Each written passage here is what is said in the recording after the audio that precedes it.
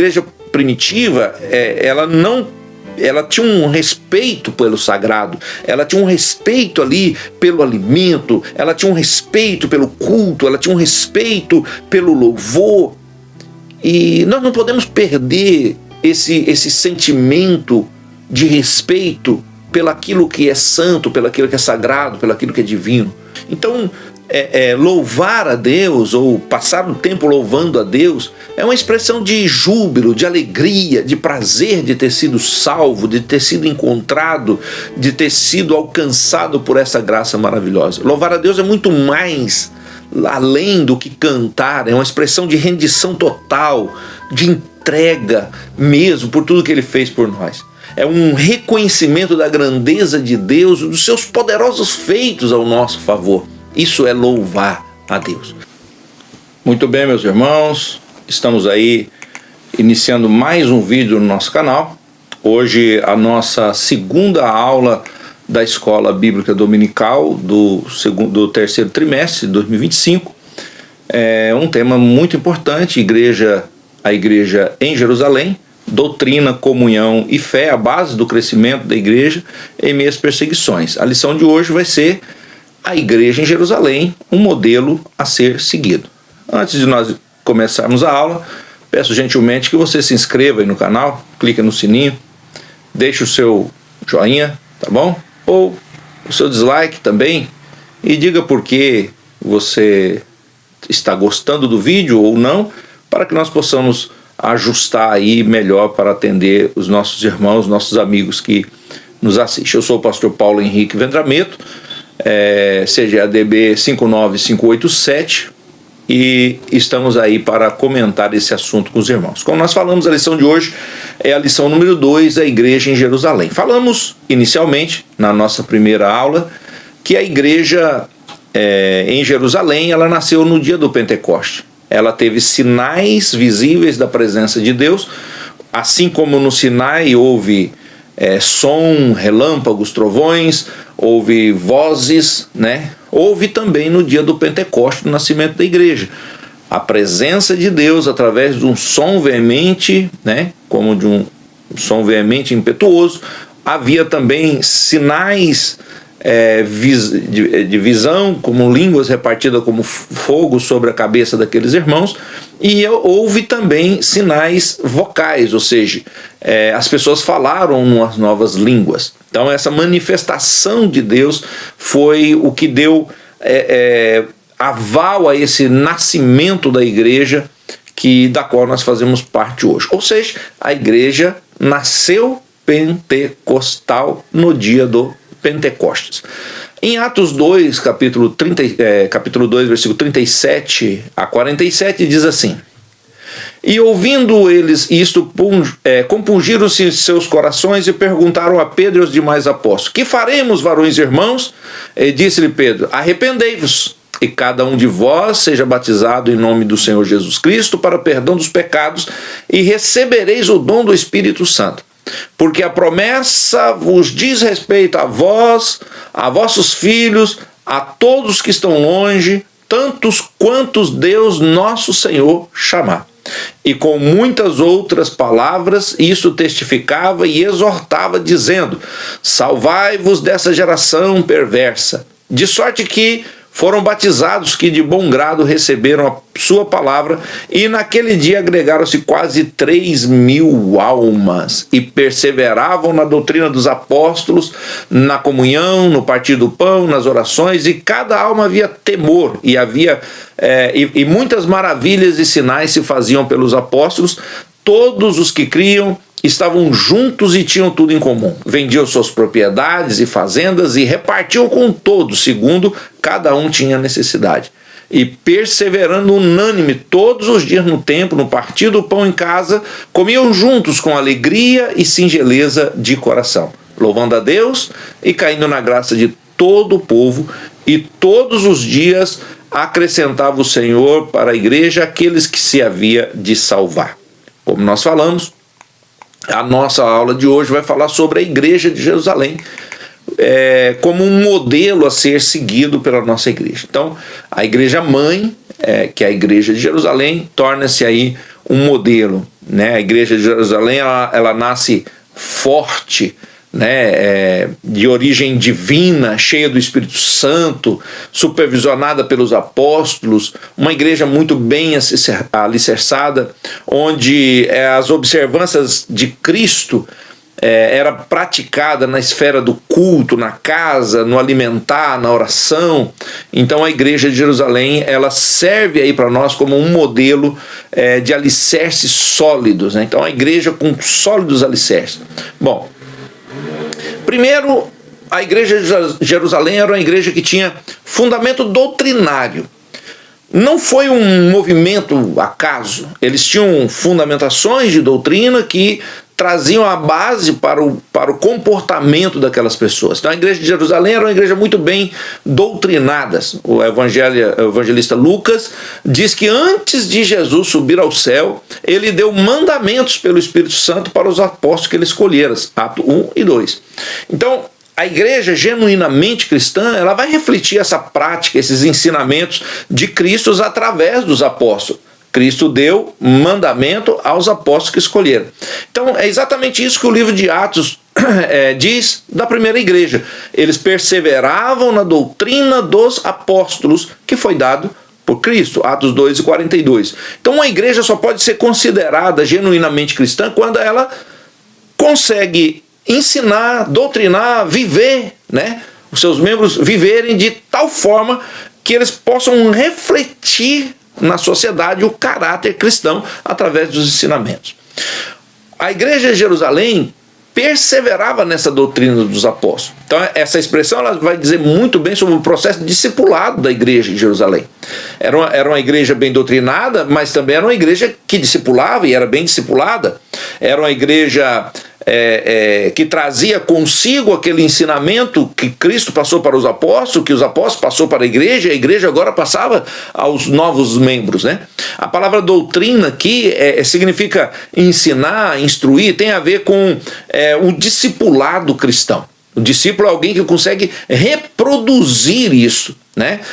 Levar adiante aquilo que ele aprende do seu mestre. Isso é discípulo, né? Então, a igreja primitiva ela aprendeu aí com os apóstolos como fazer esse processo discipulado e agora vivia isso, né, a fim de transmitir aos outros aquilo que eles aprenderam, levando adiante os ensinamentos de Cristo. Então, é uma tragédia quando a igreja, né, quando a igreja ela não consegue ser discipulada ou não consegue discipular os novos crentes, né? Se ela não é discipulada, ela não consegue discipular os novos crentes. Tem muita gente que não aceita ser discipulado, tem muita gente que não aceita frequentar uma escola bíblica dominical, não aceita, eu não gosto dos cultos de ensino, não gosto de participar de cursos, de aprender, de entender como funciona. É uma igreja mal, essa pessoa será mal discipulada e automaticamente não é capaz de ensinar ninguém se não aprendeu nada. A igreja de Jerusalém, ela, além de ela ter fundamento doutrinário e estar na doutrina dos apóstolos, ela era uma igreja que mantinha um relacionamento piedoso, ela era relacional e piedosa. Então a igreja de Jerusalém perseverava na comunhão, Atos 2 e 42. Então essa ideia de comunhão faz referência às relações interpessoais, né, daqueles primeiros cristãos que moravam ali em Jerusalém. Então a igreja de Jerusalém era uma igreja relacional. Então elas perseveravam na comunhão, e aí comunhão aí nesse sentido tem no sentido de se dedicar a fazer isso, se dedicar à construção de bons relacionamentos, tem a ver com um modo de vida dos crentes. Sem o cultivo dessas relações interpessoais fortes, a igreja ela vai caindo numa espécie de ativismo religioso. Há muitas atividades, mas ela não tem o calor humano, ela não se caracteriza como uma igreja cristã. A mesma igreja que perseverava na doutrina dos apóstolos, na comunhão, era a mesma igreja que vivia também em oração. A igreja de Jerusalém, ela orava. Assim, Pedro e João, por exemplo, eles estavam indo na oração, na hora nona, na oração, quando eles curaram lá o paralítico. Os apóstolos, em Atos 6 e 2, instituíram ou determinaram como prática a dedicação à oração. A igreja reunia, por exemplo, na casa de Maria, mãe de Marcos, e se dedicava à oração, Atos 12:5. Era uma igreja que orava. A igreja de Jerusalém também observava algumas ordenanças e símbolos cristãos, o batismo, por exemplo. Então a igreja de Jerusalém, já no primeiro sermão, as pessoas perguntaram como que a gente pode entender isso. Era uma pergunta que o povo fazia. Como que a gente pode crer? Como a gente vai entender isso? Então a explicação de Pedro no primeiro discurso que ele fez, ele disse: arrependei-vos cada um de vós, é o passo 1, arrependei-vos cada um de vós, e o passo 2, e seja batizado em nome do Senhor Jesus Cristo para perdão dos vossos pecados, Atos 2:38. Então naquela época a igreja batizava as pessoas que se convertia. Ela sabia que o batismo era uma ordenança, que o batismo era um símbolo de fé, conforme está em Marcos 16:16. O batismo era um dos primeiros passos daquele que aceitava a fé cristã, era uma espécie de rito de entrada para uma nova vida em Cristo. Mas para ser batizado, a pessoa precisava de passar por um processo anterior de arrependimento dos seus pecados. Ela precisava crer em Jesus. Crer em Jesus, arrepender dos seus pecados e ser batizado. A sequência era essa.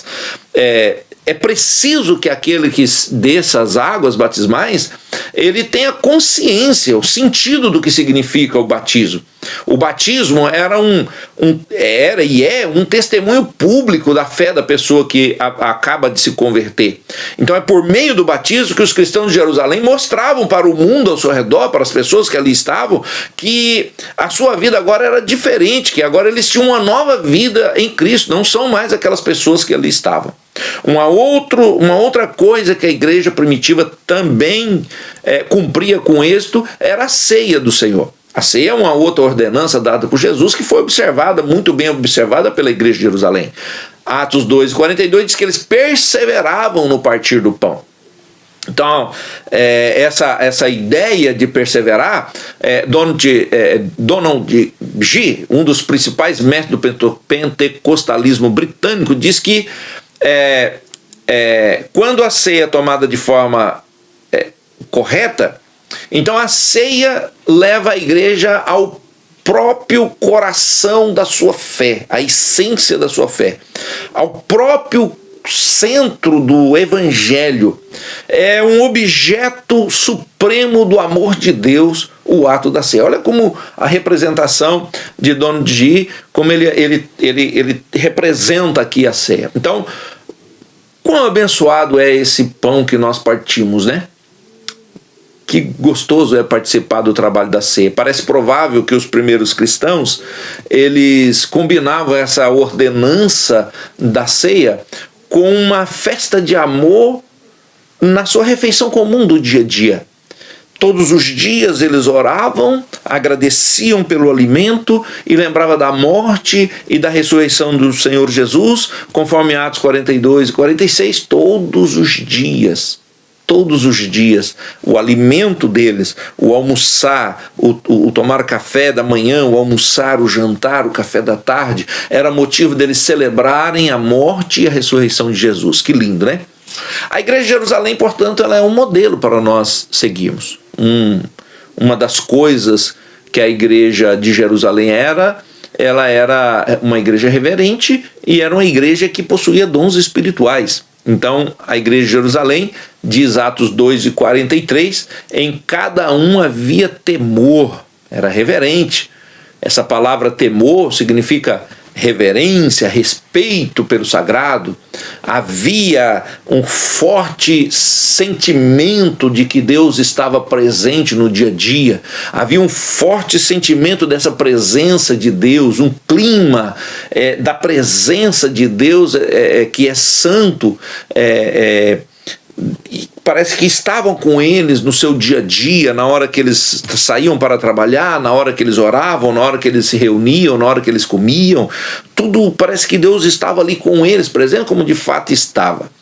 E essa ideia de santo é o mesmo sentido, por exemplo, de Moisés, quando Deus fala para ele: tira a sandália dos seus pés, porque aqui é uma terra santa, né? Então a igreja primitiva, ela tinha um respeito pelo sagrado, ela tinha um respeito ali pelo alimento, ela tinha um respeito pelo culto, ela tinha um respeito pelo louvor. E nós não podemos perder esse sentimento de respeito pelaquilo que é santo, pelaquilo que é sagrado, pelaquilo que é divino. O evangelista Lucas, ele destaca que muitas maravilhas e sinais os apóstolos faziam, eram feitos pelos apóstolos. Sinais e maravilhas aqui vai refletir esse crente cheio do Espírito Santo. Então são as mesmas palavras usadas pelo apóstolo Paulo para se referir aos dons espirituais, que se manifestavam em suas ações missionárias. Então os dons espirituais, eles traziam um ornamento para aquela igreja primitiva que vivia em temor e reverência diante de Deus. A igreja de Jerusalém, ela era uma igreja acolhedora. Dentre muitas marcas da igreja de Jerusalém, o acolhimento aparece como uma das suas principais marcas, né? Uma igreja, ela, para se tornar realmente relevante, ela tem que ser acolhedora. A igreja de Jerusalém é um modelo dessa igreja acolhedora. Além deles estarem juntos, como a Bíblia coloca aqui, a Bíblia também diz que todos que criam estavam juntos e tinham tudo em comum. Não é fácil partilhar e muito menos acolher as pessoas, mas até porque a nossa tendência ela é nos fechar no nosso mundo e deixar as outras pessoas para lá, faça o que quiser, né? Aquilo que a gente acha que é conveniente para nós, a gente agrega, o que é inconveniente a gente descarta. Mas numa igreja acolhedora como era a igreja de Jerusalém, todos os crentes se sentiam acolhidos. E aí a gente faz uma pergunta, e eu me coloco nessa pergunta também. Será que os meus irmãos se sentem acolhidos por mim? E aí me parece que não. Me parece que eu preciso me ajustar mais, acolher mais os meus irmãos. Será que a minha classe de escola dominical, será que os meus alunos se sentem todos acolhidos? Será que no meu grupo de jovens, meu grupo de irmãs do círculo de oração, será que no meu grupo de obreiros, será que a minha igreja, ao chegar na minha igreja, as pessoas se sentem acolhidas? Me parece que eu preciso acolher melhor. A igreja de Jerusalém, ela nos dá um exemplo fantástico de igreja acolhedora. Mas não é só a igreja acolhedora, a igreja de Jerusalém também era uma igreja adoradora. Diz em Atos 2,47 que ela louvando a Deus o tempo todo. Então, louvando, Atos 2,47, né, uma parte do versículo diz que ela passava o tempo louvando a Deus, né, no seu dia a dia louvava a Deus. E louvar aí é naquele mesmo sentido dos anjos quando Jesus nasceu, que eles vieram, adoraram, os pastores, quando eles chegaram para visitar Jesus, eles adoravam, louvavam a Deus. O paralítico da Porta Formosa, quando ele se levantou, entrando, louvando a Deus no templo, pulando, saltando. Então, louvar a Deus, ou passar o tempo louvando a Deus, é uma expressão de júbilo, de alegria, de prazer de ter sido salvo, de ter sido encontrado, de ter sido alcançado por essa graça maravilhosa. Louvar a Deus é muito mais além do que cantar, é uma expressão de rendição total, de entrega mesmo por tudo que Ele fez por nós. É um reconhecimento da grandeza de Deus, dos seus poderosos feitos ao nosso favor. Isso é louvar a Deus. Meus amados irmãos, nossa aula aqui ela é bem enxuta, né? Só para nós fecharmos um pouquinho, mas eu quero dizer para você, se você não pertence à Igreja Assembleia de Deus, que assiste o nosso vídeo, aí perto da sua casa geralmente tem uma Igreja Assembleia, pode procurar por aí que tem. E ali todos os domingos nós temos a Escola Bíblica Dominical. 45 minutos, 1 hora de aula para explicar esse conteúdo, tirar as dúvidas. E se você quiser, procure uma Igreja Assembleia. Fala, eu quero só participar das aulas. E aí você vai ver esse conteúdo lá, tirar suas dúvidas, ou você pode tirar aí também pelo YouTube, escreve aí a sua dúvida, questione aí, a gente vai atender você, tá? Nessa lição a gente viu algumas características que marcavam a primeira igreja, né, a igreja primitiva, e vemos como ela é um modelo ideal para o nosso tempo, um modelo para todas as igrejas. A igreja de Jerusalém, ela era um modelo especial, né? Ela era a nossa igreja mãe, e isso significa que a igreja de Jerusalém, isso não significa que a igreja de Jerusalém não tinha problema, não, pelo contrário, nós vemos muitos problemas também, mas veremos em outras lições que havia alguns problemas bem desafiadores para ser resolvidos, que eles resolveram. Mas nada que tire o brilho da igreja primitiva ou impeça que nos espelhamos nela. Então, vamos nos espelhar na igreja primitiva e que Deus em Cristo nos abençoe. Até a próxima aula. Que Deus abençoe a todos em nome de Jesus. Amém.